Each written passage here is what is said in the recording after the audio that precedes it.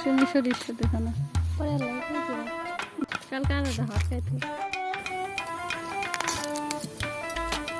মধু মধু রসমালাই।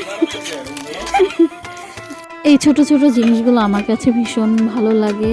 সবাই একটা জায়গায় বসবো, আড্ডা দিব, গল্প করব, সবাই একটা জিনিস ভাগাভাগি করে খাবো। মন চাইলো মুড়ি মাছ খাবো, মন চাইলো একটা জিনিস ভর্তা করে খাবো। এই জিনিসগুলো আমার কাছে ভীষণ ভালো লাগে। সত্যি বলতে সবাই চাইলেও এই জিনিসটা করতে পারে। আমাদের কাছে 3টা ভুট্টা ছিল আর আমাদের মানুষ ছিল 6 থেকে 7 জন। আমরা এই 3টা ভুট্টা 6-7 জনে মিলে ভাগ করে খেয়েছি। আমার কাছে ভুট্টা পুরা ভীষণ ভালো লাগে। আপনাদের কাছে কেমন লাগে অবশ্যই কমেন্ট করে জানাবেন। প্রথমত আমি বোকার মতো কাজ করেছিলাম, 3টা ভুট্টা একসাথে চুলায় উঠিয়ে দিয়েছিলাম।